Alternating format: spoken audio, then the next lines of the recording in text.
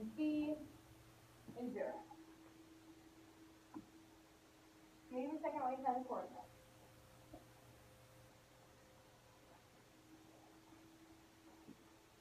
I'm going to talk about y next time.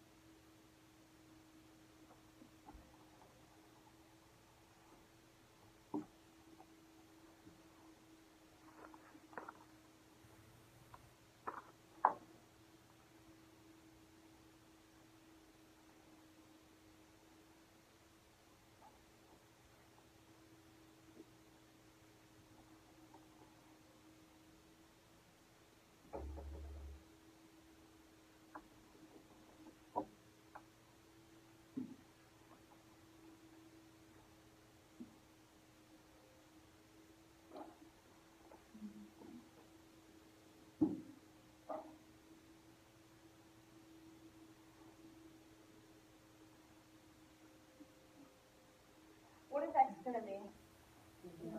0, right? And that's because I'm going to put pi over 2 in right here and the sign. It'll be 0. Y.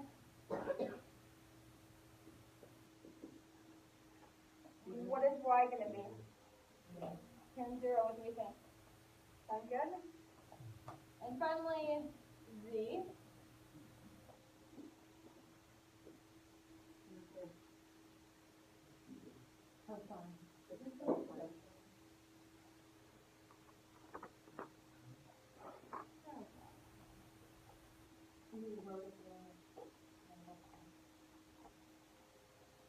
I got what?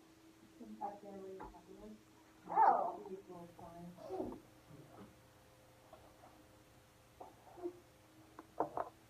I'm so focused on trying to keep my thetas and my p's straight. Where's my trig function? Okay. It better not be 0. That wouldn't make very much sense. What is that? 3. Okay, let's think about what this means in terms of our point. Where's my point going to be at? It's going to be on the z-axis, right? It'll be 3 up. Okay, let's think about what this means in terms of our coordinates up there. Rho should measure the length time off the origin, and it does, right? Because I'm just 3 coordinates straight up. Okay? What does theta measure?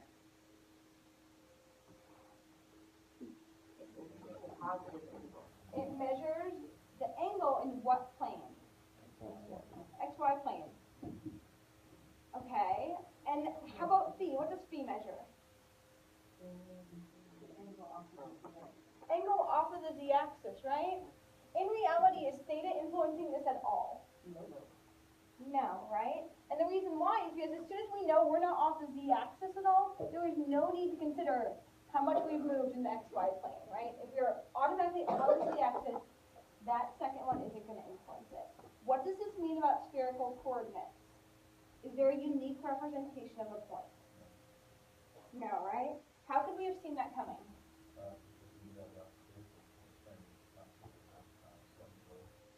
We knew about cylindrical, right? And essentially what we've done with spherical is we've taken the information that we get from polar, that we translate into cylindrical, and have added in yet another angle, right? By taking these angle measurements, what we understand is that representation in spherical, just like cylindrical, is not unique. Now there's going to be one little problem we run into here, and that is, what exactly do we let the order between? That is, do we want it to run from 0 to 2 pi? Do we want to restrict it? What's it going to look like? Now, to understand this, we need to think about what type of shape this actually generates. I let theta run from 0 to 2 pi, it goes all the way around, right? Everyone's okay with that? If I let phi run from 0 to 2 pi, what's going to happen? It'll rotate all the way around, right? If I want to generate a circle, not a circle, a sphere, is it necessarily for me to run this all the way around and that all the way around? If I want a sphere, do I have to run both z all the way around and xy all the way around? try and restrict things. Let's draw a little picture really quick. I know, first of all, that I'm going to take whatever shape I have, and I can rotate it all the way around, right? You okay with that? If I go 0 to 2 pi as far as theta goes, the question is, do I have to have the entire circle and rotate the entire circle all the way around? That is, if I wanted to generate the entire solid, do I have to have the entire sheet and rotate the entire sheet 2 pi to come back around to itself? What's going to happen? Well, if I take this and I rotate it 180, I actually get the entire shape, right? The reason I get the entire shape is because one side's covering half while the other side is covering the other half. What this means is if we're generating 0 to 2 pi with theta, B doesn't actually need to go all the way around. In fact, it only needs to do half, right? Because the other half of the shape will generate the other portion. Which means that when I look at phi, we're going to run phi only between 0 and pi. We're not going to worry about running it from 0 to pi over 2 or anything like that. Are there questions? No? I want to do one more example of converting over. We're going to go the opposite direction. That is, given the rectangular coordinates, find the spherical. So given the point 0, -2, 0 in rectangular coordinates,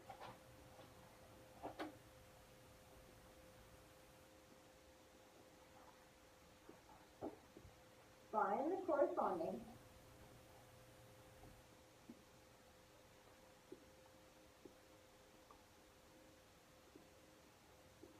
spherical coordinates. There are several ways to do this. One of the first ways is, rather than find the spherical coordinates right away, to go from rectangular to cylindrical. Why would it be helpful for us to find the cylindrical before we go to spherical? What do they have in common? They have theta in common, right? So if I could find theta, I'd get rid of one of my angles. It'd be one thing I actually knew. So the first way of doing this is to find theta by using the method from cylindrical coordinates. The cool thing is we don't actually need to do that 100% of the time. Another way of doing this is to actually graph the point.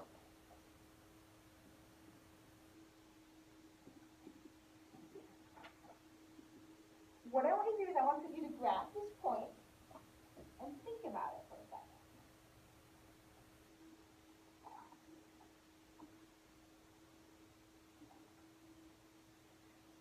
One of the kind of differences we want to keep in mind here is that in cylindrical coordinates, we let there be a negative r. Spherical coordinates, you can also use a negative rho value, but we prefer not to. We prefer to let rho be positive. So cylindrical, we can get all kinds of crafty by using negative r values. The same kind of strategy can work here, but most of the time we use a positive rho. You can write down 2 representations of it, even better.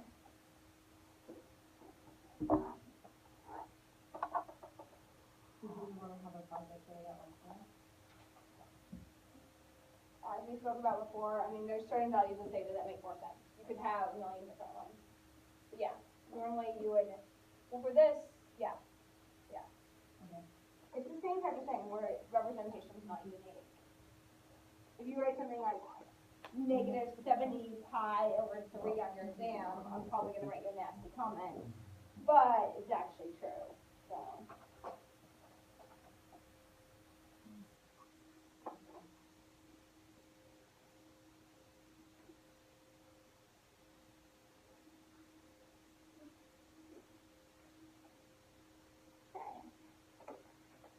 Graphing this point is easier than looking for the angle to begin with, because we know a couple things. We know that for x we're not going anywhere, for y we're going -2,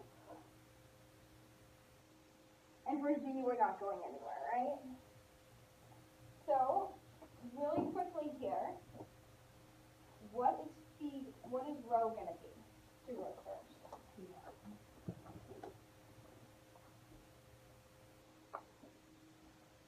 Aubrey's telling me 2. So here there's 2 options. Okay? Let's talk about the positive one first. So, big question here, you guys. I'm going to kind of skip around a little bit. Actually, I won't. Let's go ahead and do theta first. Okay. Kim and Aubrey gave me the first 2. My R value is on. Someone else tell me, what is my angle going to be? Well, if you want to think about this in the xy plane, x and y, my point is at -2 for y, right? It's down here. Which means if I want to measure theta, the angle for the positive x-axis, what would that angle be?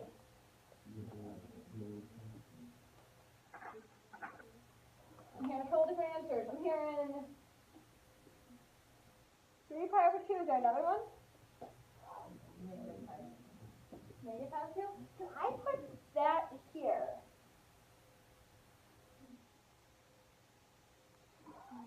We'll come back down. The answer is no. We'll talk about why. Okay. So I've got, you can come all the way around here. So that's measuring the angle between here all the way back.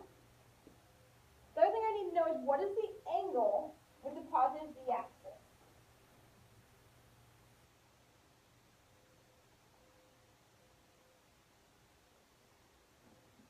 This is actually really important. Okay. An angle of 0 would mean I'm straight up against the z-axis, right? An angle of pi would mean I'm reflected all the way down against the negative z-axis. What is my angle going to be if I come out perpendicular to the z-axis? Pi over 2. I've got my positive z-axis, right? To be perpendicular to be in the xy plane, I need to come out pi over 2. Now, notice that you guys actually gave me 2 representations. You told me I can also do 2 pi over 2 here. We're going to keep phi positive. Do not do any funky junk with phi. Don't get crafty with it. Okay. That being said, just a second, I want to talk about this negative one you guys gave me. If I have a negative measurement, what does that mean? Let's think back to vectors about where I'm headed. It's going the opposite direction, right? So if my rho is -2, that means what angle would I need?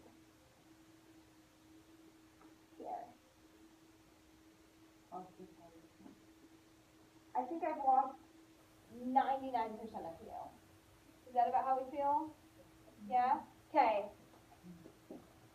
This doesn't matter. We don't have enough time for us to spend a lot of time thinking about it.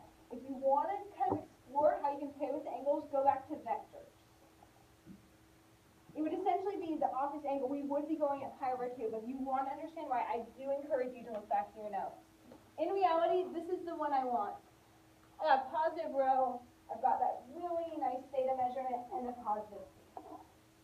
Once again, those spherical coordinates are not unique. There's a whole bunch of different representations for them. Questions? You just go back to how you find the angle theta. How I found the angle theta? Yeah. I had -2 for y, which means y is -2, x is 0 from up here, x, y, z. So theta should measure the angle I'm going in the xy plane. If I want to get to this point, I have to wrap from here all the way around.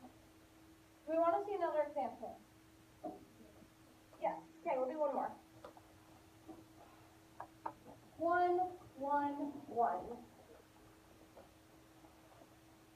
We're going to be doing triple integrals in this, so I want